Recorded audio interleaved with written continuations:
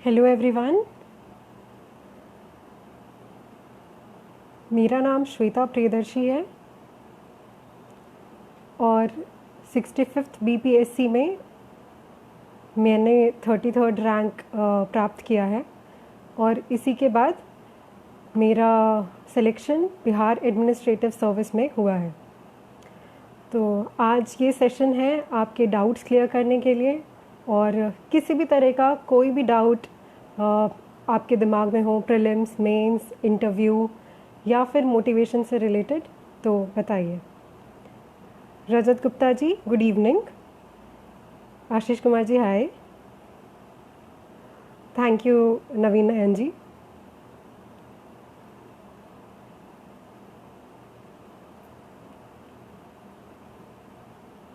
Good evening Govind Kumar जी।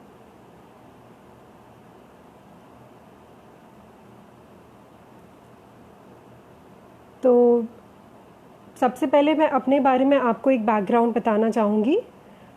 जैसा कि मैंने बताया, मेरा चयन 65th बीपीएससी में 33rd रैंक में हुआ है और ये मेरा फर्स्ट अटेम्प्ट था। मैंने मैकेनिकल इंजीनियरिंग की है national institute of technology Raipur से। मैंने 2018 में पास किया और उसके बाद से ही मैं सिविल सर्विसेज की तैयारी कर रही थी और फाइनली 2021 में मुझे सक्सेस मिली। Thank you Dinesh Kumar Yadav ji, thanks a lot. Asjad Khan ji, hi. Good evening Deepak Kumar ji. Priya Mishra ji, I am sorry to say मेरा सोशियोलॉजी ऑप्शनल नहीं है, मेरा एंथ्रोपोलॉजी ऑप्शनल है। तो सोशियोलॉजी के बारे में मैं उतना तो नहीं बता पाऊँगी आपको।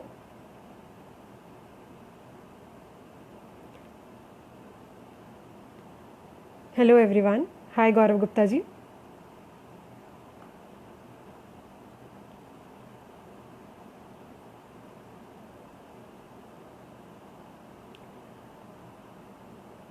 आप लोगों के दिमाग में कोई भी डाउट्स हो 66th मेंस के बाद इंटरव्यू से रिलेटेड या और भी कुछ, तो आप मुझसे पूछ सकते हैं।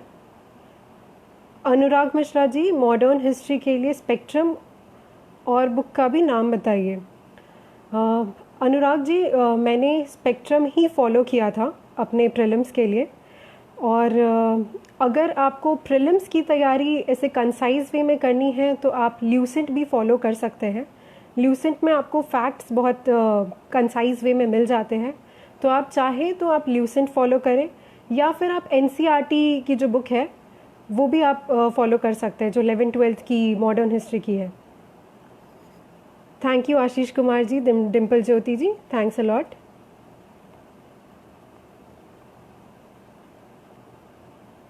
गोविंद कुमार जी, मेंस की तैयारी कैसे करें, हिस्ट्री से कौन कौन बुक से क्वेश्चन कैसे सेट करें। अच्छा,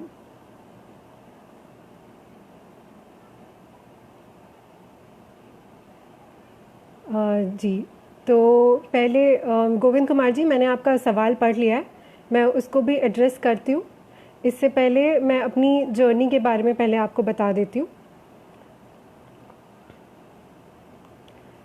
तो जैसा कि मैंने बताया कि 2018 में मैंने ग्रेजुएशन कंप्लीट किया, बीटेक मैकेनिकल। उसके बाद से मैं तैयारी करने के लिए दिल्ली चली गई। दिल्ली में मैंने कोई कोचिंग तो नहीं ज्वाइन की, पर दिल्ली में मैंने विजन आईएएस की मेंस टेस्ट सीरीज़ ज्वाइन की थी और मुझे थोड़ा घर से दूर रहकर पढ़ना था, तो मैं दिल्ली में रहकर पढ़ने लगी। अपना सेल्फ स्टडी ही करती थी मैं, बस मैं टेस्ट्स लगाने के लिए विजन आईएएस जाती थी। उसके बाद फिर 2019 में मैंने प्रीलिम्स दिया यूपीएससी का और मेरा उसमें चयन नहीं हुआ, तो फिर मेरा रुख मैंने बीपीएससी की तरफ किया। 2019 के अक्टूबर में मैंने पहला अपना अटेम्प्ट बीपीएससी के प्रीलिम्स में दिया और उसमें उसकी उसकी जो भी मैंने तैयारी की, मुझे लगता है उसमें यूपीएससी की तैयारी का बहुत बड़ा योगदान रहा। और उसके बाद से फिर रास्ता अपने आप बनता गया और आज मैं यहाँ पर हूँ। तो 3 साल की मेरी लंबी जर्नी रही है, इसमें काफ़ी उतार चढ़ाव रहे, बहुत डिफ़िकल्टीज़ आई। इसमें कोविड के दौरान मेरे घर पे भी कुछ कठिनाइयाँ आई, पर डटे रहे हम, बिल्कुल भी उसका हम पीछे नहीं हटे, और इसी का नतीजा है कि आज सफलता प्राप्त हुई है। तो यही है मेरी बीपीएससी की जर्नी, और मुझे ऐसा लगता है कि अगर मैं क्लियर कर सकती हूँ तो हर कोई क्लियर कर सकता है, इसमें कोई बड़ी बात नहीं है। टॉपर्स या फिर क्लियर करने वाले कोई ऐसा एक्स्ट्रा एफर्ट नहीं डालते हैं, या फिर कुछ आपसे अलग कुछ ऐसा नहीं करते हैं, वो वही मेहनत करते हैं जो आप मेहनत कर रहे हैं। तो मेरी जर्नी बस इतनी सी थी। थैंक यू एवरीवन आपकी विशेज़ के लिए। Thank you. जॉब वाले के लिए कम समय में तैयारी के लिए टिप्स, ऐसे तो मैंने फुल टाइम प्रिपरेशन की है, मैंने जॉब नहीं ज्वाइन किया था। पर अगर आप जॉब में हैं तो मैं ये कहूँगी कि आप अपना वीकेंड पूरा का पूरा इस तैयारी को दें। आप वो वीकेंड में बिल्कुल भी लापरवाही ना करें, उसमें आराम ना फरमाएं। सैटरडे संडे जो है उसका पूरा यूटिलाइज़ करें और तैयारी करें। और आपको थोड़ा एक स्मार्ट वे में पढ़ना होगा। आपको सब चीज़ें पढ़ने की ज़रूरत नहीं है। Concentrate on previous year question papers, model test papers, ये सब पे आप थोड़ा ज़्यादा ध्यान दीजिए। टेस्ट पेपर्स ज़्यादा से ज़्यादा सॉल्व करिए। तो मैं यही कहूँगी कि अगर आप जॉब में हैं तो एक अपनी स्ट्रैटेजी थोड़ी ऐसी बनाइए कि आप कम समय में भी क्रैक करने की कोशिश कर सकें। कम बुक्स पढ़िए, उसी को रिवाइज़ करिए। ज़्यादा बुक्स आपको पढ़ने की ज़रूरत नहीं है, और ऐसी स्ट्रैटेजी बनाइए जो आपको सूट करे।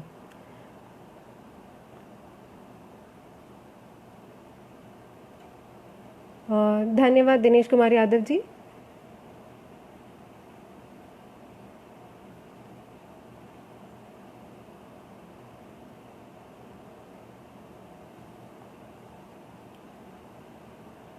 GS1 GS2 के लिए बुक लिस्ट। अच्छा, अब पहले मैं आपको प्रीलिम्स का एक बार मैं पूरा बता देती हूँ, फिर मैं मेंस की तरफ आगे बढ़ती हूँ।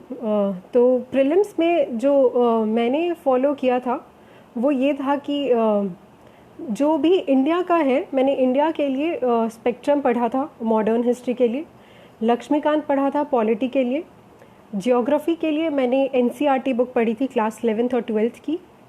फिर इकोनॉमी के लिए मैंने बिहार इकोनॉमिक सर्वे और बजट बिल्कुल रिलीजियसली फॉलो किया था। मैंने उसके कंसाइज नोट्स भी बनाए थे, जो डेटा होता है जीडीपी ग्रोथ रेट या फिर जो पर कैपिटा इनकम, ये सब का मैंने एकदम एग्जैक्ट डेटा नोट किया था, क्योंकि ये सब सवाल आते हैं। इसके अलावा मैंने बिहार करंट अफेयर्स के लिए KBC नैनो की करंट अफेयर्स की एक बुक आती है जो हर प्रीलिम्स के पहले 1 महीना पहले शायद रिलीज़ होती है, मैंने वो पढ़ा था।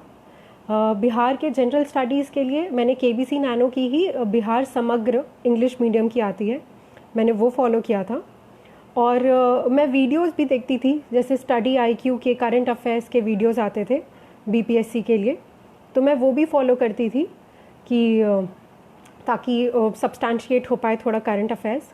क्योंकि मैं बिहार में नहीं रहती थी उस समय, तो मुझे था कि अगर बिहार में नहीं हूँ लेकिन बेस्ट मटेरियल हो, तो मैंने इंटरनेट का बहुत यूज़ किया और प्रीवियस ईयर क्वेश्चन पेपर्स को मैंने 2 बार सॉल्व किया था कम से कम प्रीलिम्स के पहले। एंड मैं यही कहूँगी कि प्रीवियस ईयर क्वेश्चन पेपर्स अगर आप सॉल्व करते हैं ना, तो कम से कम उसमें से 5 से 10 सवाल आपके ज़रूर बनेंगे। तो आप वो ज़रूर देखिए प्रीलिम्स से पहले, अभी 2 महीना ही बाकी है, आप ये सब पे ध्यान दीजिए। और मैथ्स के 10 सवाल आप कोशिश करिए कि बिल्कुल भी ना छूटे आपसे। वो जो मैथ्स के 10 सवाल है ना, वो आपका सिलेक्शन करवा भी सकते हैं और रुकवा भी सकते हैं। वो 10 सवाल तो आपके हाथ में होने चाहिए। जो साइंस बैकग्राउंड से है, मुझे नहीं लगता उनको दिक्कत होगी मैथ्स में, पर जो आर्ट्स या आर्ट्स बैकग्राउंड से है, उनके लिए मैं कहूँगी कि आप RS अग्रवाल की कुछ क्वेश्चन सॉल्व करिए। नॉर्मल क्लास 10th लेवल का ही आता है। आप दिन में 1 घंटा अगर देते हैं तो आपके वो 10 सवाल कहीं नहीं छूटेंगे। साइंस के क्वेश्चंस के लिए मैं कहूँगी कि आप ल्यूसेंट फॉलो करें। ल्यूसेंट में जो साइंस सेक्शन है काफ़ी क्रिस्प है, आप वो देख सकते हैं। तो प्रीलिम्स के लिए मुझे लगता है इतना काफ़ी है। 150 सवाल आते हैं, हर सवाल करिए, एक भी सवाल छोड़िए मत, क्योंकि नेगेटिव मार्किंग तो है नहीं। तो कभी कभी भगवान का लक भी चल जाता है और निकल जाता है 1-2 मार्क्स से। तो आप हर सवाल करें, टाइम बाउंड मैनर में घर पे प्रैक्टिस भी करें और प्रीलिम्स आराम से निकल सकता है। बस PYQ आप बिल्कुल ना छोड़ें, इसको तो आप ज़रूर फॉलो करें। अब मैं आगे बढ़ती हूँ मेंस की तरफ। अच्छा, ये सवाल बहुत आ रहे हैं कि मेरा ऑप्शनल सब्जेक्ट क्या है। जी, मेरा ऑप्शनल सब्जेक्ट है एंथ्रोपोलॉजी, जिसे हिंदी में मानव विज्ञान कहते हैं। मेरा बैकग्राउंड मैकेनिकल इंजीनियरिंग था, पर फिर भी मैंने एंथ्रोपोलॉजी ऑप्ट किया। कारण ये है कि मुझे एंथ्रोपोलॉजी में थोड़ा इंटरेस्ट भी आया और साथ ही साथ इसका सिलेबस भी मुझे बहुत अच्छा लगा, कि पढ़ने लायक लगा मुझे ये सब्जेक्ट, तो मैंने एंथ्रोपोलॉजी चूज़ किया। अब मैं मेंस की तरफ आगे बढ़ती हूँ। काफ़ी क्वेश्चंस आ रहे हैं मुझे मेंस के लिए। मैम, करंट अफेयर्स मेंस के लिए कैसे पढ़ना है, GS1 GS2 के बुक लिस्ट। अच्छा, तो मैं एक बार मेंस का शुरू करती हूँ। आशा करती हूँ कि शायद आपके सवाल सब उस समय क्लियर हो जाए। तो हाँ, एक और बात, अगर आपको ऐसा लग रहा है कि आप थोड़े से डरे हुए हैं या आपको लग रहा है कि पता नहीं क्लियर होगा या नहीं, तो मैं ये चीज़ मेंशन करना चाहूँगी कि निशांत सर का एक बहुत अच्छा इनिशिएटिव है जिसका नाम है टॉप 10 बैच। सर की ये इच्छा थी कि वो सेलेक्ट होने के बाद कम से कम 10 SDM बनाए, और उनकी ही ये इनिशिएटिव है जिसका लिंक आपको मिल जाएगा। आप उस इनिशिएटिव से जुड़ सकते हैं। ये बिल्कुल फ्री ऑफ कॉस्ट रहेगा और आपके प्रीलिम्स मेंस इंटरव्यू में ये सहायता करेगा। कुछ 10 लोगों के लिए ये है टॉप 10 बैच, और आप बाकी डिटेल्स लिंक से आपको मिल सकती है। अब मैं आपको मेंस के बारे में बताती हूँ कि पहला तो GS1 में हमारा आता है history, IR plus current affairs और स्टैटिस्टिक्स। तो हिस्ट्री से पहले शुरू करते हैं। हिस्ट्री में जैसा कि आप लोगों को पता है कि 3 टॉपिक्स हैं जो रिपीट होकर आते हैं, मौर्यन आर्ट, पाला आर्ट और साथ में पटना कलाम। तो ये 3 सवाल तो आपकी बिल्कुल मुट्ठी में होने चाहिए, ऐसे कि आप बिल्कुल कहीं पे भी इसको लिख सके। कोई भी सवाल आए आप इसे बिल्कुल लिख सके। तो इसके नोट्स आपके पास प्रिपेयर होने चाहिए। तो ये तो हिस्ट्री का हुआ। उसके बाद आप कुछ और क्वेश्चन जैसे चंपारण मूवमेंट, किसान सभा मूवमेंट और बिरसा मुंडा मूवमेंट, संथल मूवमेंट, इन सब के बारे में आप इसका भी नोट्स रहे। ये क्वेश्चंस हमेशा रिपीट होते हैं, तो आप ये ज़रूर देखें। और उसके बाद फिर जो गांधी, नेहरू और टैगोर के विचारधाराएं आती हैं, वो भी कुछ विचारधाराएं के आप चाहे तो नोट्स बना सकते हैं, जैसे सेक्युलरिज्म, रिलीजन, कास्ट, इन सब पे सवाल आते हैं, तो आप ये कर सकते हैं। बुक का मैं कहूँगी कि इसके तो आप अगर नोट्स ही बना ले तो भी काफ़ी है। आप इंटरनेट का यूज़ कर सकते हैं, कोई कोचिंग मटेरियल ले सकते हैं। इन सब का मुझे नहीं लगता कि कोई ऐसे बुक में आपको मिलेगा। और वहीं स्पेक्ट्रम एक आती है पर्सनालिटीज़ वाली, उसका PDF आपको इजीली अवेलेबल मिल जाएगा, तो आप वो देख सकते हैं। उसमें आपको नेहरू, गांधी और टैगोर की विचारधाराएं मिल जाएगी। ये हो गया हमारा हिस्ट्री सेक्शन। उसके बाद IR प्लस करंट अफेयर्स, जो कि बहुत अनप्रिडिक्टेबल है। 66th मेंस अगर आपने लिखा होगा तो आपको पता चला होगा कि कितना अनप्रिडिक्टेबल है ये सेक्शन, कुछ भी पूछा जा सकता है। तो मैं ये बोलूँगी कि आप अपनी कैपेबिलिटी से आप जितने टॉपिक्स प्रिपेयर कर सकते हैं, जो भी आपको लगता है कि आ सकता है, वो ज़रूर करें। उस पर आप नोट्स भी बना लें। पर अगर उस दिन ऐसा हो रहा है कि आपको कुछ नहीं मिला, सवाल वैसे नहीं आए, तो भी आपको घबराना नहीं है। उस सवाल में अगर आपको थोड़ी भी चीज़ें आती हैं तो आप कम से कम वो लिख कर आए। जैसे 66th मेंस में अभी ये क्वेश्चन आया था, आयुष्मान नहीं, ये था आत्मनिर्भर भारत योजना का था। तो ये सवाल बहुत लोगों को नहीं आता था, पर फिर भी जो भी आपको पता था आत्मनिर्भर भारत योजना के बारे में, कुछ लोगों ने वो भी लिख दिया। कि कम से कम कुछ मार्क्स तो मिल सकते हैं उसमें। तो आपको जितना आता है आप उतना लिखें, अपने आंसर को प्रेजेंटेबल बनाएं, रीडेबल बनाएं, जितना हो सके फिगर्स, चार्ट्स, डायग्राम्स का यूज़ करें। मैं ये चीज़ बहुत करती थी कि मैं अपने आंसर्स में डायग्राम्स और चार्ट्स बनाती थी, ताकि जो चेकर होता है उसको इंटरेस्ट आए आपके आंसर पढ़ने में, क्योंकि उनको तो हज़ार कॉपीज़ चेक करनी होती है। तो ऐसा क्या आप लिखें कि आपका आंसर डिफरेंट हो। तो आप diagrams, maps, figures, charts, flow charts ये सब यूज़ कर सकते हैं। और उसके बाद स्टैटिस्टिक्स, इससे भी काफ़ी लोग घबराते हैं। स्टैटिस्टिक्स का मैं ये बोलूँगी कि आप ये कर सकते हैं कि स्टैटिस्टिक्स के लिए आप प्रीवियस ईयर क्वेश्चन पेपर्स जो हैं वो फॉलो करें। उसकी भी आपको इंटरनेट पे आपको मिल जाएंगे जो प्रीवियस ईयर क्वेश्चन पेपर्स थे। आप उसको सॉल्व करेंगे अगर, तो आपसे उस दिन भी बन सकता है। पर हाँ, एक टाइम बाउंड मैनर में आप सॉल्व करें। ऐसा नहीं कि आप 2 घंटा स्टैटिस्टिक्स सेक्शन में ही ले लें। ट्राई करें कि 50 to 55 मिनट्स कम से कम आप उसमें आपका सॉल्व हो जाए। तो ये हो गया GS1।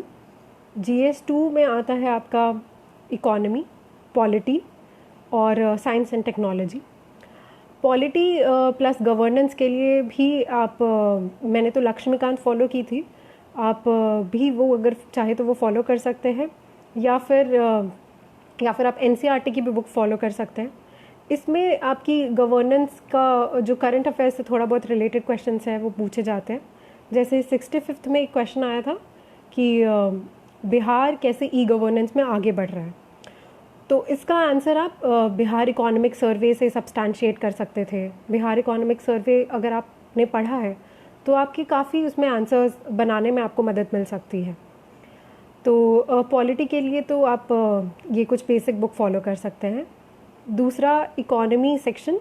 इकोनॉमी में भी 66th मेंस अगर आपने दिया है तो आपको पता चला होगा कि इकोनॉमिक सर्वे ऑफ बिहार कितना इम्पॉर्टेंट है।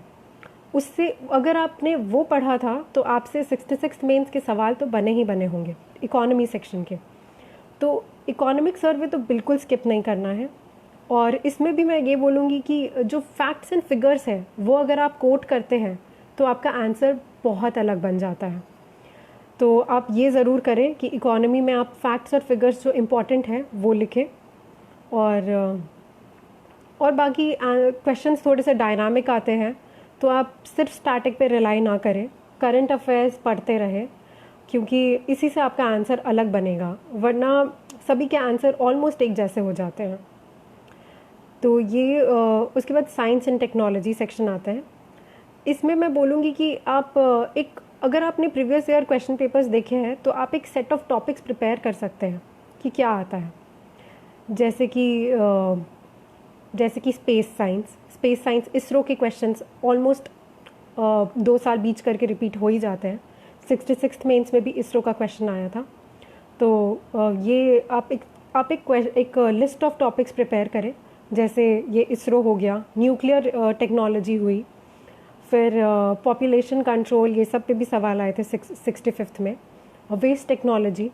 तो ऐसे कुछ 10-12 टॉपिक्स बनते हैं जिनका आप एक चार्ट बनाइए, और फिर उसके बाद उस पे आप अपने नोट्स प्रिपेयर करिए। तो अगर आप ये फॉलो करते हैं तो आपसे साइंस एंड टेक्निक का कोई भी क्वेश्चन छूटेगा नहीं। तो ये हो गया GS2। और GS1 GS2 के बाद मैं ये बोलूँगी कि आप मॉक टेस्ट ज़रूर लगाइए, मेंस के टाइम बाउंड मैनर में दीजिए।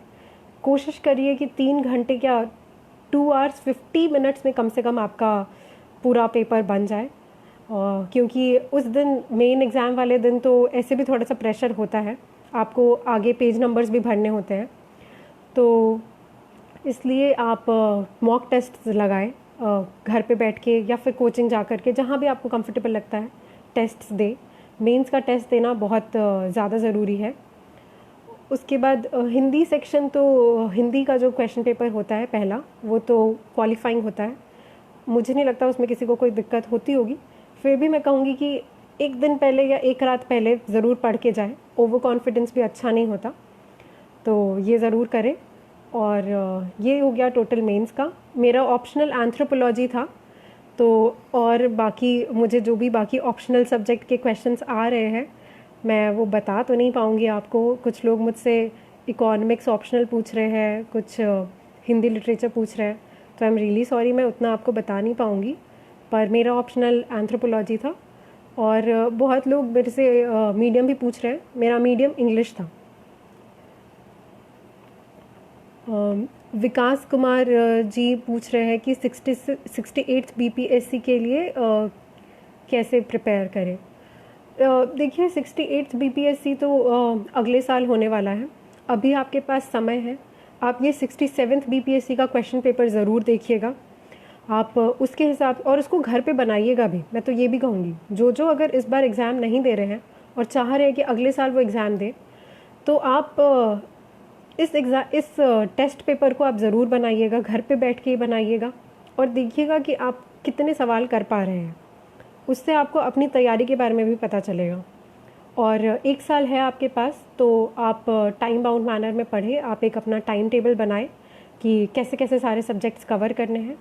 तो यही कहूँगी मैं। संतोष कुमार जी पूछ रहे हैं कि एनसीईआरटी का बुक किस क्लास से पढ़ना शुरू करना है, प्रीलिम्स और मेंस दोनों में, जिससे हेल्प मिले। अच्छा, देखिए कुछ लोग कहते हैं कि पूरे 6 से लेके 12th तक का पढ़ना होता है एनसीईआरटी। टू बी ऑनेस्ट मैंने नहीं पढ़ा था 6 से लेके 12th तक का एनसीईआरटी। मैंने सिर्फ 11th-12th पढ़ा है, क्योंकि मुझे ऐसा लगता है कि 6 से 10th तक का जो होता है वो काफ़ी बेसिक होता है और वही बेसिक चीज़ें in an elaborate way cover होती है 11th-12th में। तो मैंने 6 से 10th तक का तो नहीं पढ़ा था, मैंने 11th-12th का ही पढ़ा था। आप अपने हिसाब से देख सकते हैं, अगर आपके बेसिक्स आपको वीक लग रहे हैं तो आप पूरे 6th से लेके शुरू करिए, और अगर आपको लग रहा है कि नहीं हो सकता है तो आप 11th-12th का भी पढ़ सकते हैं सीधे। नंदन कुमार जी पूछ रहे हैं कि एनसीईआरटी का कितना रोल है एग्ज़ाम में। जी, एनसीईआरटी का बहुत बड़ा रोल होता है एग्ज़ाम में। मैंने बताया जैसे कि ज्योग्राफी मैंने बस एनसीईआरटी पढ़ी थी 11th-12th की। इकोनॉमी बेसिक्स कवर करने के लिए एनसीईआरटी 11th-12th की सही है, माइक्रो और मैक्रो इकोनॉमिक्स। तो आप एनसीईआरटी तो आप नहीं इग्नोर कर सकते हैं, बिल्कुल भी नहीं। हिस्ट्री एंशिएंट मिडिवल के लिए भी एनसीईआरटी सही है। और बाकी कुछ बेसिक बुक्स है जैसे लक्ष्मीकांत स्पेक्ट्रम, आप चाहे तो वो पढ़ सकते हैं, वरना आप एनसीईआरटी से भी ये सारी चीज़ें कवर कर सकते हैं। तो एनसीईआरटी तो बहुत इंपॉर्टेंट है, उसका बहुत बड़ा रोल है। सूरज कुमार जी, शायद आपका आंसर हो गया होगा क्वेश्चन कि मैंने कौन कौन से एनसीईआरटी बुक पढ़े हैं। रिपु गुप्ता जी पूछ रहे हैं कि एंथ्रोपोलॉजी के लिए कभी कोचिंग लिए थे क्या। जी नहीं, मैंने एंथ्रोपोलॉजी की भी कोचिंग नहीं ली। मैंने दिल्ली में ही मटेरियल सारे ले लिए थे मैंने एंथ्रोपोलॉजी के। पर उस टाइम 2018 के यूपीएससी टॉपर थे अनुदीप दूरी शेट्टी, मैंने उनकी स्ट्रैटेजी फॉलो की थी। उन्होंने जैसे जैसे बताया था कि कौन सा सेक्शन कहाँ से पढ़ना है यूपीएससी का, मैंने वो फॉलो किया था। और उसके बाद मैंने एक उन्हीं का नोट्स, उन्हीं का स्ट्रैटेजी फॉलो करते हुए वही बुक्स लिए थे, वहीं से मैंने अपने थोड़े बहुत नोट्स प्रिपेयर किए थे। और बीपीएससी का सिलेबस एंथ्रोपोलॉजी का यूपीएससी के कुछ 40-50% है, तो वो इजी पड़ा मुझे। फिर यूपीएससी का सिंस मैं थोड़ा प्रिपेयर कर चुकी थी, तो बीपीएससी का प्रिपेयर करने में मुझे तो आसानी ही हुई। पर मुझे ये लगता है कि आप कोचिंग इतनी इम्पॉर्टेंट नहीं है। अगर आपको खुद पे भरोसा है, आपको लगता है कि आप सेल्फ स्टडी से कर सकते हैं, तो सही मार्गदर्शन और सही स्ट्रैटेजी के साथ आप सेल्फ स्टडी बिल्कुल कर सकते हैं। और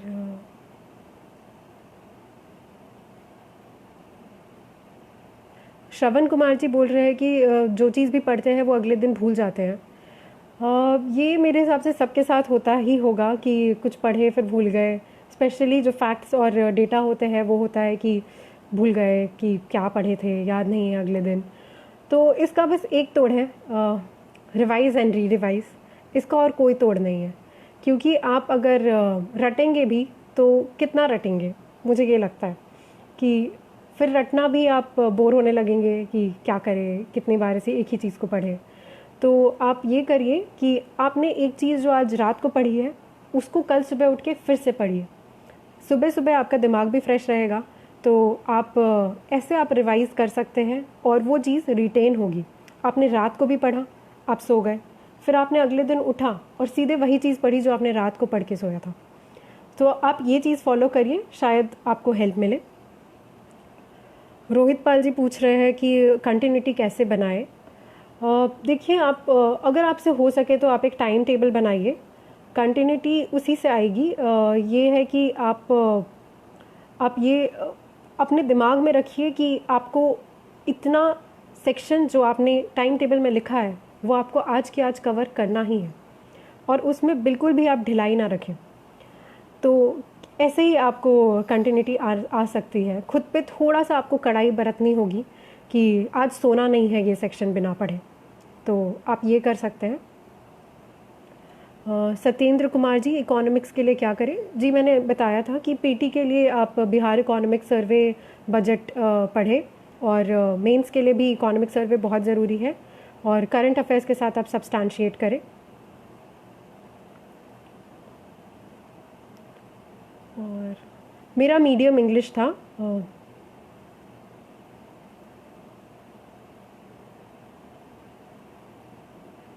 मेरी मेंस प्रैक्टिस कॉपी आपको मैं ट्राई करती हूँ शेयर करने की, मैं सर से बात करती हूँ, और अगर शेयर हो सकता है तो मैं ज़रूर शेयर करूँगी।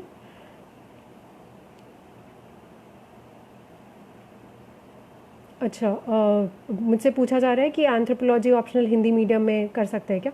जी हाँ, बिल्कुल कर सकते हैं। मैंने सब हिंदी मीडियम का ऑल्दो मुझे उतना आइडिया नहीं है, पर सोसीन मैम के कुछ लेक्चर्स आते हैं, वो शायद हिंदी मीडियम में रहते हैं, तो आप वो देख सकते हैं। और मुझसे ये भी पूछा जा रहा था अभी कि मीडियम का फ़र्क पड़ता है या नहीं। मीडियम का मुझे तो नहीं लगता कि कोई फ़र्क पड़ता है। आप हिंदी में लिखें या इंग्लिश में लिखें, वो आपकी बात जो है वो एग्ज़ामिनर तक पहुंचनी चाहिए। मीडियम मुझे नहीं लगता कि वो मैटर करता है। आपने अगर अच्छे वे में अपना आंसर प्रेजेंट किया है, आपने अगर फैक्ट्स, फिगर्स और डायग्राम्स का यूज़ किया है, तो आप इंग्लिश में लिख रहे हैं या हिंदी में लिख रहे हैं, इससे ज़्यादा फ़र्क नहीं पड़ना चाहिए। रजनी शाह पूछ रहे हैं कि पीटी करंट के लिए क्या करें?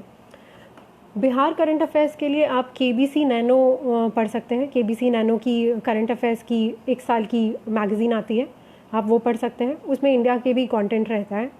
या फिर आप कुछ वीडियोस देख सकते हैं यूट्यूब पे, जैसे स्टडी आईक्यू का आता है, तो वो कर सकते हैं आप। अर्चना जी बोल रही हैं कि मैं विलेज से हूँ, प्रिपरेशन कर रही हूँ। जी अर्चना जी, आप कहीं से भी हो, विलेज में भी है अगर आप, तो आपको बिल्कुल चिंता करने की ज़रूरत नहीं है।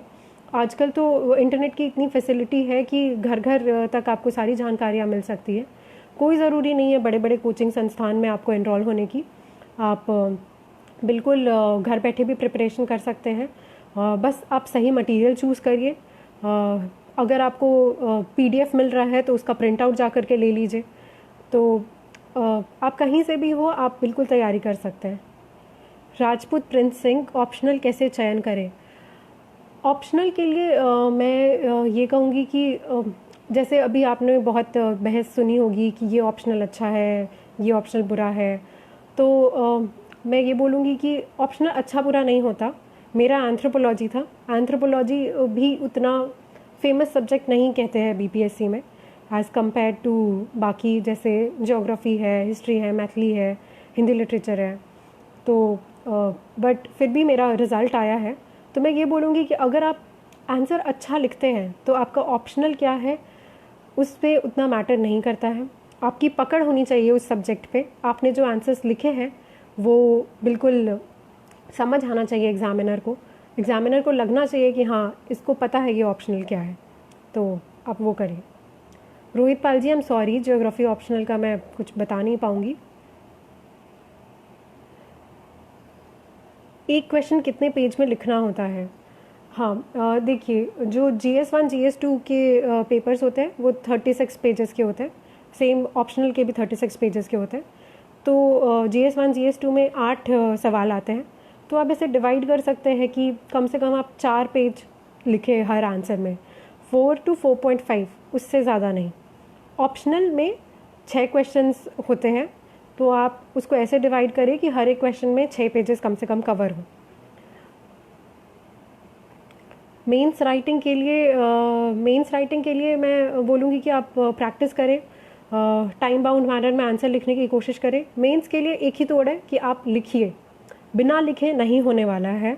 तो अगर आप पेन नहीं उठाएंगे, नहीं लिखेंगे, तो कैसे पता करें कि आंसर अच्छा लिखा है या नहीं। आप इवैल्यूएट करवा सकते हैं किसी से भी, जैसे जो सेलेक्टेड कैंडिडेट्स हैं, अगर आपके पहचान में है वो कोई, या फिर टेलीग्राम पे भी बहुत सारे ऐसे गाइडेंस होते हैं। और अभी तो सर भी अपना गाइडेंस शुरू किया है सर ने, और हम लोग भी है यहाँ पर। तो आप ऐसे अपना आंसर इवैल्यूएट करवा सकते हैं। मैथ्स भी पढ़ना पड़ेगा नेहा आर्या जी। हाँ, पीटी में 10 सवाल आते हैं मैथ्स के, और मेंस में कुछ जो स्टैटिस्टिक्स पोर्शन है उसके लिए आपको मैथ्स तो पढ़ना होगा। स्टैटिस्टिक्स किस लेवल के होते हैं? स्टैटिस्टिक्स बहुत सिंपल ही होता है, मुझे ऐसा नहीं लगता कि कोई बहुत बड़ी चीज़ है वो। अगर आप साइंस बैकग्राउंड से नहीं हैं तो मैं बोलूँगी कि आप 1 महीने में कम से कम 2 या 4 दिन तो ज़रूर दें स्टैटिस्टिक्स को। बिल्कुल आपको ढील नहीं देनी है उसमें। 72 मार्क्स का स्टैटिस्टिक्स होता है। ये 72 मार्क्स आपसे कोई छीन नहीं सकता अगर आपने पूरा सही बनाया है तो स्टैटिस्टिक्स ऐसा है कि आपके सिलेक्शन करवा सकता है और रुकवा भी सकता है। तो बिल्कुल भी आप स्टैटिस्टिक्स में ढील ना छोड़ें। स्पेशली आर्ट स्टूडेंट से मैं बस यही बोलूँगी कि स्टैटिस्टिक्स को बिल्कुल फोकस करें जितना आप जीएस को करते हैं। सूरज कुमार जी, क्वेश्चंस को पॉइंट बाय लिखना है, आपकी मर्ज़ी है। जैसे मैं करती थी कि मैं कुछ क्वेश्चंस को पॉइंट वाइज लिखती थी, कुछ में मैं छोटे छोटे पैराग्राफ्स यूज़ करती थी। बिल्कुल बड़े बड़े पैराग्राफ्स आपको नहीं यूज़ करने हैं, छोटे छोटे पैराग्राफ्स यूज़ करें, और जिससे कि आंसर रीडेबल लगे चेकर को, बस यही। राहुल सिंह जी, ऑप्शनल कैसे सेलेक्ट करें? और ऑप्शनल सेलेक्ट करने के लिए आप अपना इंटरेस्ट देखें। जैसे मैंने एंथ्रोपोलॉजी इसलिए चूज़ किया क्योंकि मुझे उसका सिलेबस थोड़ा छोटा लगा, और मैंने जब सिलेबस देखा तो मुझे काफ़ी इंटरेस्टिंग भी लगा, ट्राइब्स के बारे में और थोड़ा social aspects of human being, ये सब था, तो मैंने इसलिए उसको सेलेक्ट किया। ऑप्शनल इस आधार पे मत लीजिए कि इसमें मार्क्स मिलते हैं या नहीं मिलते हैं, आपको पढ़ने में मज़ा आना चाहिए, वही ऑप्शनल चूज़ करें। अगर आपको उसमें पढ़ने में मज़ा आ रहा है, आपकी पकड़ बन गई है, तो आपका सिलेक्शन हो जाएगा। मैंने इस मुकाम पर पहुंचने के लिए कितने घंटे पढ़ाई की है? ऐसे घंटे के हिसाब से तो नहीं होता था, पर मैं एक टारगेट रखती थी कि आज इतना पढ़ना है। कभी कभी 8 घंटे, कभी ज़्यादा हुआ तो 10 या 10-11 घंटे ऐसे भी गया है। पर हाँ, मैं मिनिमम ये सोच के रखती थी कि 6 घंटा तो एक दिन में मैं पढूं। मैं जॉब नहीं करती थी तो मेरे पास पूरा दिन मेरे लिए ही होता था, तो मैं ट्राई करती थी कि अपना मैक्सिमम समय मैं पढ़ाई में लगाऊं। एक बहुत इम्पॉर्टेंट सवाल आया है कि पढ़ते पढ़ते डीमोटिवेट हो जाते हैं, जो इस बारे में मैं बिल्कुल बताना भी चाहती थी कि आप डीमोटिवेट कैसे ना हो। श्रवण कुमार जी का बोलना है ये। तो आप खुद को सेल्फ मोटिवेटेड कैसे रख सकते हैं? जो नेगेटिव लोग हैं उनसे खुद को दूर रखें। आपके कुछ दोस्त होंगे जो बोलते होंगे, अरे इस साल कैसे होगा, इस साल नहीं होगा, अभी तो इसमें 5 साल लगेगा। तो ऐसे लोगों से दूर रहिए, उनकी बात ही मत सुनिए। आपको अगर लगता है कि सोशल मीडिया से नेगेटिविटी आ रही है तो सोशल मीडिया भी बंद कर दीजिए। जो भी आपको लगता है कि आपके दिमाग पर बुरा असर डाल रही है, बस उस चीज़ से आप दूर रहिए। आप खुद के बारे में ज़्यादा अच्छे से जानते हैं तो वही चीज़ फॉलो करिए जो आपको सही लग रही हो। और अच्छे दोस्त, अच्छे बुक्स ये पढ़ें, खुद को मोटिवेटेड रखें। चाहिए तो कुछ मोटिवेशनल वीडियोस भी आप देख सकते हैं। 1 घंटा दिन में अपने लिए निकालें, अपनी हॉबी परस्यू करें। आपको गाना अच्छा लगता है तो गाना गाइए, डांस करना अच्छा लगता है तो डांस करिए, पेंट करिए, जो भी आपको अच्छा लगता है दिन में 1 घंटा वो ज़रूर करिए। हम रोबोट नहीं हैं, हम सभी इंसान हैं, खुद को खुश रखना भी ज़रूरी है। मेरा ग्रेजुएशन सब्जेक्ट मैकेनिकल इंजीनियरिंग था, रोशन कुमार जी। पीटी के बाद मेंस कवर हो जाता है, आपको समय मिलता है ऐसे तो 2-3 महीने का, पर अगर पीटी में आपके सेफ स्कोर है तो मैं कहूँगी कि आप शुरुआत कर सकते हैं। आपको रिज़ल्ट तक रुकने की ज़रूरत नहीं है। अगर आपके अच्छे स्कोर आ रहे हैं तो ज़रूर करें। मुझसे ये भी पूछा गया कि पीटी और मेंस की तैयारी अलग अलग करें या साथ साथ। मैं कहूँगी साथ साथ करिए, और आप इसको अलग तोड़ ही नहीं सकते हैं पीटी और मेंस की तैयारी को। आप अगर इकोनॉमिक सर्वे और बजट पढ़ रहे हैं तो ये तो दोनों के लिए ही इम्पॉर्टेंट है। तो आप ज़रूर ऐसे ही करें कि आप इंटीग्रेटेड मैनर में पढ़ें। जो आप प्रीलिम्स में पढ़ रहे हैं उसको नोट डाउन करते रहें, इंपॉर्टेंट पॉइंट्स, स्कीम्स को नोट डाउन करते रहें। यही सब पॉइंट्स आप अपने मेंस के आंसर राइटिंग में इंक्लूड कर सकते हैं। करंट के लिए कोई मंथली मैगज़ीन पढ़ना चाहिए क्या? जी हाँ विशाल गुप्ता जी, मैंने करंट के लिए मंथली मैगज़ीन फॉलो की थी। मैंने विजन आईएएस फॉलो किया था। आप चाहे तो इनसाइट्स आईएएस, दृष्टि, जो भी आपको सही लगता है आप फॉलो कर सकते हैं। धर्मेंद्र कुमार जी, इंटरनेशनल रिलेशन के लिए, जी हाँ यही इंटरनेशनल रिलेशन के लिए भी मैंने यही करंट अफेयर्स की मैगज़ीन जो मैं पढ़ती थी, जैसे इंडिया नेपाल, इंडिया भूटान, ये सब के आते ही रहते थे मैगज़ीन्स में, तो मैं वो पढ़ती थी। और एग्ज़ाम से पहले आप ये प्रोबेबल एक टॉपिक्स की लिस्ट बनाइए और उनके बारे में मैटर रेडी रखिए। कुछ नहीं, 1 पेज या 2 पेज का कम से कम एक कंसाइज फॉर्म में आपके पास मैटर रेडी होना चाहिए प्रोबेबल टॉपिक्स का। गुड्डू कुमार जी, मैथमेटिक्स ऑप्शनल का फ्यूचर कैसा रहेगा? मैथमेटिक्स भी अच्छा ऑप्शनल है। पिछली बार तो काफ़ी अच्छे रिजल्ट्स आए थे मैथमेटिक्स से। अगर आपको इंटरेस्ट है तो आप ज़रूर मैथमेटिक्स परस्यू कर सकते हैं। विशाल गुप्ता जी, कोई न्यूज़पेपर, सॉरी मैं न्यूज़पेपर तो नहीं पढ़ती थी, मैं मंथली करंट अफेयर्स पे रिलाई करती थी, तो मैंने नहीं पढ़ा है। आंसर पॉइंट वाइज लिखने से ज़्यादा नंबर मिलता है? अभी तो पता नहीं, अभी मार्कशीट आई नहीं है तो उसमें भी मैं कुछ कह नहीं सकती हूँ, पर मैं दोनों तरीक़ों से लिखती थी, पॉइंट वाइज भी और छोटे छोटे पैराग्राफ वाइज भी, तो पता नहीं। जी सुमन कुमार जी, अगर आपका ग्रेजुएशन पोस्ट ग्रेजुएशन कोई दूसरा सब्जेक्ट है और आप ऑप्शनल कोई दूसरा सब्जेक्ट लेना चाहते हैं तो भी कोई दिक्कत नहीं है, आप ऐसा कर सकते हैं। मेरा भी ग्रेजुएशन मैकेनिकल इंजीनियरिंग था पर मैंने ऑप्शनल लिया एंथ्रोपोलॉजी, तो इसमें कोई बात नहीं है, आप बिल्कुल अपना दूसरा सब्जेक्ट ले सकते हैं। स्कोरिंग और नॉन स्कोरिंग ऐसा कुछ होता नहीं है, आपने अगर अच्छा आंसर लिखा है तो आपको अच्छा मिलेगा, नहीं लिखा है तो नहीं मिलेगा, सिंपल है ये। साइंस के लिए मैंने अभी बताया आपको कि साइंस के लिए आप प्रीलिम्स के लिए ल्यूसेंट फॉलो कर सकते हैं और मेंस के लिए जो रिपीटेड टॉपिक्स है, nuclear energy, ISRO, space technology, ये सब फॉलो करिए। डीमोटिवेट मत होइए, बिल्कुल भी नहीं।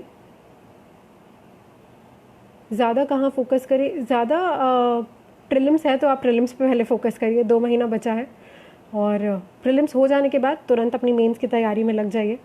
और मैं ये बोलूँगी कि पढ़ा हुआ कभी बेकार नहीं जाता, तो आप ये मत सोचिएगा कि अब तो मेंस के लिए पढ़ लिया, प्री तो निकला नहीं, कभी ना कभी तो ये काम आएगा ही ना, तो आप ज़रूर ये पढ़ते रहिएगा। प्री के बाद मेंस का, मेंस के बाद इंटरव्यू का, पढ़ते रहना है। करंट अफेयर्स के लिए मैंने फॉलो किया था विजन आईएएस, तो आप देख सकती है प्रीति कुमारी जी। हैंड राइटिंग का रोल मुझे लगता है कि थोड़ा तो होता है, आपका आंसर थोड़ा रीडेबल हो, प्रेजेंटेबल हो तो ज़्यादा सही रहेगा। ट्राई करिए कि एकदम सुंदर राइटिंग भी नहीं, कर्सिव राइटिंग में नहीं लिखना है, पर इतना कि पढ़ने में अच्छा लगे कि एग्जामिनर को। इंटरव्यू एक्सपीरियंस शेयर करने मुझे बोला जा रहा है। अच्छा, अजीत सैम जी, पॉलिटी के लिए मैंने लक्ष्मीकांत पढ़ी थी, आप अगर वो ना पढ़ना चाहे तो आप एनसीईआरटी भी पढ़ सकते हैं।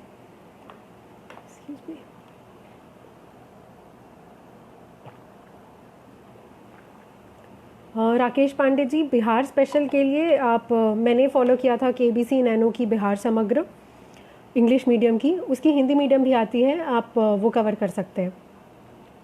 और करंट अफेयर्स के लिए भी केबीसी नैनो की करंट अफेयर्स की एक बुक आती है, तो आप वो कर सकते हैं। डर को कैसे दूर करें? डर को दूर करने का बस ये है कि खुद पे भरोसा रखिए। आप ये सोचिए कि आपसे क्यों नहीं हो सकता, आपसे ज़रूर हो सकता है। और खुद पे अगर आपको खुद पे भरोसा नहीं आ रहा है तो कोई एक इंसान जैसे माता या पिता, उनके सामने अपने डर को बताइए। ऐसे किसी के सामने बोलने से मन भी हल्का लगता है और वो जो आपको बताएंगे बातें वो भी आपको अच्छी लगेगी। तो डरिए नहीं, बिल्कुल क्यों नहीं हो सकता है, ज़रूर हो सकता है। ऐसा सोचिए कि हमसे नहीं निकलेगा तो किससे निकलेगा। इंटरव्यू एक्सपीरियंस के बारे में मुझे कहा जा रहा है तो मैं बताती हूँ। मेरा इंटरव्यू इम्तियाज़ सर के बोर्ड में था और मेरा इंटरव्यू कुछ 20-25 मिनट चला था। और इंटरव्यू मेरा मुझे तो बहुत डर लग रहा था और मुझे ऐसा था कि निकलने के बाद भी मुझे लग रहा था पता नहीं कैसा हुआ। 17 अगस्त को मेरा इंटरव्यू था और एक सवाल मैं आपको बताना चाहूँगी कि मुझे बोला गया था कि जन गण मन गाइए, तो मैं बिल्कुल खड़े होकर के गाने वाली थी। फिर मुझे बोला गया कि नहीं नहीं नहीं नहीं, आप बैठिए, सिर्फ 2 लाइन गाइए।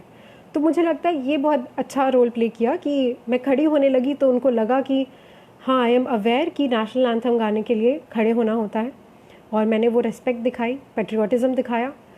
तो ये तो है कि ये मुझे थोड़ा मेरे इंटरव्यू का एक एज पॉइंट लगा कि नेशनल एंथम गाने के लिए जब उन्होंने मुझे बोला।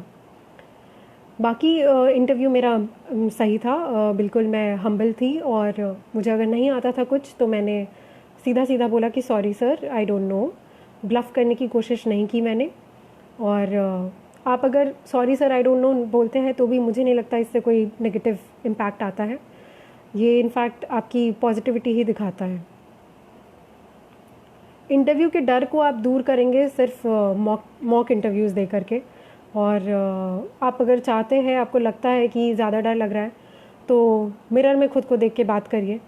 मिरर के सामने खड़े होइए, वही सवाल करिए, introduce yourself, why BPSC, why administrative service. ये सब सवाल ऐसे है कि पूछा ही जाता है, तो आप ये सब मिरर के सामने भी आंसर कर सकते हैं। इससे आपका थोड़ा सा डर भी कम होगा। और बाकी मॉक इंटरव्यूज़ तो है ही, तो आप वो भी कर सकते हैं। अगर आपको मॉक इंटरव्यूज़ में भी सही नहीं लग रहा तो अपने दोस्त से बात करिए, दोस्त को बोले कि मेरा इंटरव्यू लो, तो ऐसा आप कर सकते हैं। विकास राज जी, मैंने शायद 3-4 सवाल में सॉरी सर बोला था। मेरा मीडियम इंग्लिश था, ये मेरा फर्स्ट अटेम्प्ट है। जी नहीं, मैंने कोचिंग कोई ऐसी ज्वाइन नहीं की थी। मैंने मॉक इंटरव्यू परफेक्शन IAS में दिया था, और प्रम IAS के मैंने 2 ऑनलाइन मॉक इंटरव्यूज़ दिए थे। ये था मेरा मॉक इंटरव्यू का। और मेंस आंसर राइटिंग में मैंने जो विजन में मैंने जो थोड़ा इनरोल कराया था दिल्ली में, वही मुझे यहाँ भी मदद किया, और मैंने उसी BPSC के हिसाब से खुद के आंसर्स को मोल्ड किया और हुआ। बाकी मैंने ऐसे कोई कोचिंग इंस्टीट्यूट का ऐसे मतलब मैंने पढ़ाई नहीं की है। सूरज कुमार जी, मैंने बताया मेरा पहला अटेम्प्ट था ये। अब मैं बोलूँगी कि 10 मिनट के बाद मैं ये लाइव स्ट्रीम बंद कर दूँगी, तो आपके जो भी और डाउट्स हैं बिल्कुल पूछिए। राकेश पांडे जी, सेल्फ स्टडी से बिल्कुल क्लियर होता है। मैंने UPSC के लिए जो प्रिपेयर करी थी मैं 2019 तक, उसके बाद तो मैंने पूरा सेल्फ स्टडी ही किया BPSC के लिए, तो बिल्कुल क्लियर होता है सेल्फ स्टडी से, इसमें कोई दो राय नहीं है। सही बुक लिस्ट, सही मार्गदर्शन और सही मेंटल स्टेबिलिटी होनी चाहिए आपके पास, तो बिल्कुल सेल्फ स्टडी से क्लियर हो जाता है। रामलखन यादव जी, मीडियम का मुझे नहीं लगता कि कोई प्रभाव पड़ता है, इंग्लिश हो या हिंदी हो, इससे कोई फ़र्क नहीं पड़ता। फर्स्ट टाइम में बिल्कुल क्लियर हो सकता है, ऐसी कोई दिक्कत नहीं है। आप अगर आपने सही स्ट्रैटेजी बनाई है और सही आपके पास नोट्स रेडी है, और आपने आंसर राइटिंग रिलीजियसली अच्छे से की है, आपने कहीं ढिलाई नहीं बरती है ना, तो फर्स्ट अटेम्प्ट में बिल्कुल क्लियर हो सकता है। करंट अफेयर्स इंडिया की मैंने विजन IAS से की थी, और बिहार का मैंने KBC नैनो से फॉलो किया था। हिंदी मीडियम के स्टूडेंट्स भी, आप घबराने की ज़रूरत नहीं है। इंटरव्यू में ऐसा कुछ नहीं होता कि इंग्लिश में सवाल किया जाता है या फिर हिंदी में सवाल किया जाता है। मैं इंग्लिश मीडियम की थी, मेरे से सारे सवाल हिंदी में पूछे गए, मैंने हिंदी में ही जवाब दिया। तो ऐसा भी नहीं है कि आप लैंग्वेज का ऐसा कोई बैरियर होता नहीं है। अगर आपसे इंग्लिश में ज़्यादा सवाल किया जा रहा है तो आप ये बोल सकते हैं कि सॉरी सर, मुझे समझ नहीं आ रहा है, क्या आप इसे हिंदी में रिपीट कर सकते हैं। आप अगर हम्बल तरीके से बात करेंगे तो कोई नेगेटिव इम्पैक्ट नहीं पड़ेगा इंटरव्यू में। अनिल कुमार जी, आंसर राइटिंग का स्टार्टिंग कहाँ से करें? अगर आप आंसर राइटिंग का स्टार्ट करना चाहते हैं, मैं बोलूँगी हिस्ट्री से करिए। हिस्ट्री में जैसा मैंने बताया 3-4 टॉपिक्स फिक्स्ड होते हैं, Patna Kalam, Pala art, Mauryan art, Champaran movement, Santhal rebellion, Munda rebellion. इनसे शुरुआत करें। इसमें आप नोट्स प्रिपेयर करिए, उन्हें पढ़िए, 1 बार 2 बार 3 बार पढ़िए, उनको वापस लिखिए, ये आपकी एक अच्छी शुरुआत होगी, क्योंकि हिस्ट्री मुझे ऐसा लगता है कि आपको सरप्राइज़ नहीं कर सकती ज़्यादा। हिस्ट्री के वही क्वेश्चंस होते हैं। तो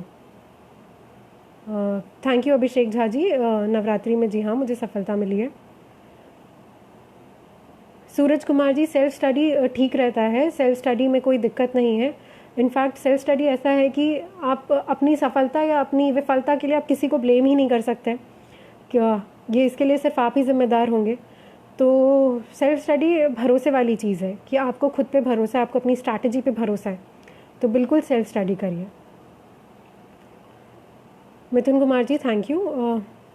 मैं ये बोलूँगी कि आप लोग इंटरनेट का पूरा उपयोग करिए। चाहिए तो टॉपर्स की स्ट्रैटेजी देखिए, उससे आपको कुछ समझ आता है तो वो करिए। आजकल तो फ्री इनिशिएटिव्स इतने सारे आ गए हैं कि आप उसका भी लाभ उठा सकते हैं। जैसा कि नसीन सर का भी फ्री इनिशिएटिव जो मैंने बताया टॉप 10 बैच का, वो भी आप देख सकते हैं। तो आपको ऐसे कोचिंग का इतना कोई बड़ा रोल नहीं है, आप अच्छी गाइडेंस लीजिए जैसा सर प्रोवाइड करा रहे हैं, तो आप वो कर सकते हैं। रोशन कुमार जी, हिस्ट्री ऑप्शनल हाँ बिल्कुल सही रहेगा, अगर आपको इंटरेस्ट है आप ज़रूर करें। रोहित कुमार जी, मैं मुजफ्फरपुर से हूँ।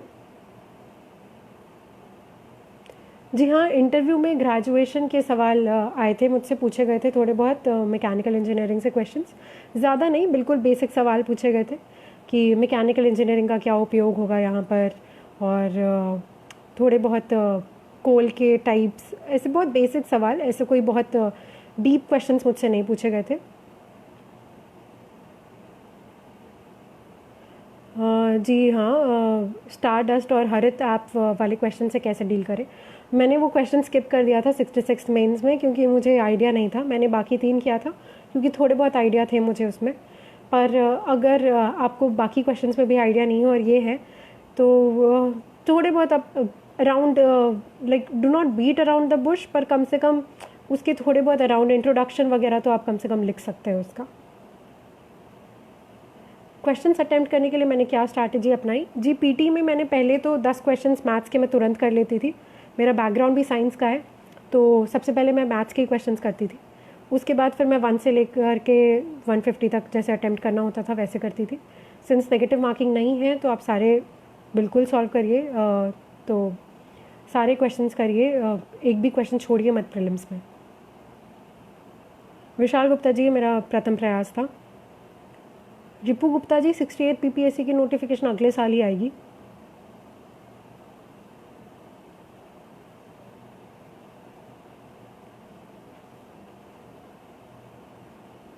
और बुक डिटेल्स मैंने अभी बताया है, आप चाहे तो फिर वापस ये वीडियो को रीविज़िट कर सकते हैं। राहुल सिंह जी पूछ रहे हैं क्या एंथ्रोपोलॉजी के लिए कोचिंग लेना नेसेसरी है। जी नहीं, बिल्कुल नेसेसरी नहीं है। मैंने सेल्फ स्टडी से एंथ्रोपोलॉजी भी किया था।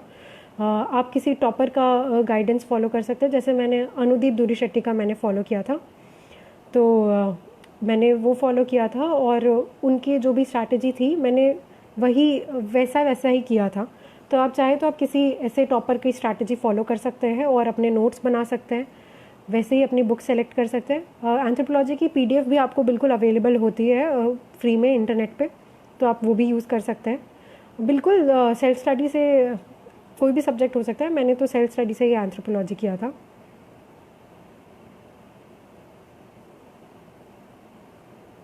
जी, नवरात्रि की आप सभी को शुभकामनाएं।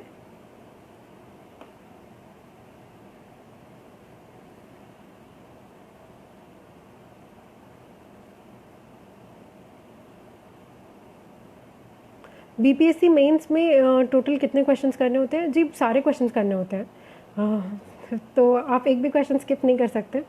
तो आप वो तो ये तो है कि आप सारे क्वेश्चंस करिए, बिल्कुल स्किप मत करिएगा एक भी। अनिल कुमार जी पूछ रहे 1857 वॉर के बारे में लिखना है तो स्टार्टिंग कहाँ से करें, इसको डिफ़ाइन करें। जी, आप स्टार्ट कर सकते हैं एक प्रस्तावना दे करके, जैसे मैंने स्टार्ट किया था ऐसे कि war of 1857 was called as the first war of independence by V D. Savarkar ji. तो आप ऐसा कैची लाइन से आप स्टार्ट कर सकते हैं जिससे कि एग्जामिनर पे अच्छा प्रभाव पड़े, तो आप ये कर सकते हैं। जी हाँ, सब मेहनत से होता है। आप सेल्फ स्टडी करें या फिर कोचिंग ले, मेहनत तो आपको करनी पड़ेगी। तो मेहनत का कोई और शॉर्टकट नहीं है। अविनाश किशोर जी, ऑप्शनल क्या ठीक रहेगा? ऑप्शनल आपको जो सही लगे आप वो ठीक रहता है। आपको जिसमें इंटरेस्ट है आप वो लीजिए। Suraj Kumar ji, I am really sorry आपका 65th में हुआ नहीं, लेकिन 67th में आप बिल्कुल बाउंस बैक करिए। 2 महीने बाकी है, आप हताश मत होइए। 1-2 दिन का ब्रेक लीजिए और फिर खुद को वापस से फाइट बैक करिए आप। History optional, I am really sorry Hrithik Anand ji, मुझे आइडिया नहीं है। राहुल पटेल जी, साइंस के लिए क्या करें? मैंने बताया, आप साइंस के लिए पीटी के लिए ल्यूसेंट फॉलो कर सकते हैं। अभिषेक झा जी, मुझे अभी पता नहीं है ट्रेनिंग कब से है, बट शायद जनवरी या फरवरी में होनी चाहिए, अभी आइडिया तो नहीं है।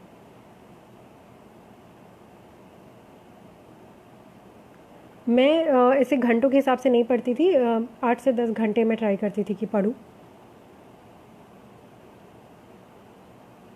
अगर आप अभी ग्रेजुएशन में हैं तो मैं बोलूँगी बेसिक बुक्स थोड़े बहुत पढ़ते रहिए और थोड़े बहुत आप बेसिक्स कवर करिए। और फिर जैसे ही आप ग्रेजुएशन आपका ख़त्म होता है उसके बाद आप बिल्कुल एग्ज़ाम तुरंत दे सकते हैं। अगर आपने धीरे धीरे थोड़ी थोड़ी बेसिक्स वगैरह पढ़ी हुई है तो आपके लिए आफ्टर ग्रेजुएशन बहुत ईजी रहेगा एग्ज़ाम अटेम्प्ट करना। मुझे ऐसा लगता है मैंने सारे सवालों के ऑलमोस्ट जवाब दे ही दिए हैं, पीटी से लेके मेंस इंटरव्यू तक, साइंस एंथ्रोपोलॉजी सारा। अगर एंथ्रोपोलॉजी में आपको ऐसा है कि लगता है कि और गाइडेंस की ज़रूरत है तो मैं एक और सेशन ले लूँगी एंथ्रोपोलॉजी के लिए ही। तो ठीक है, आई थिंक सारे डाउट्स क्लियर हो चुके हैं।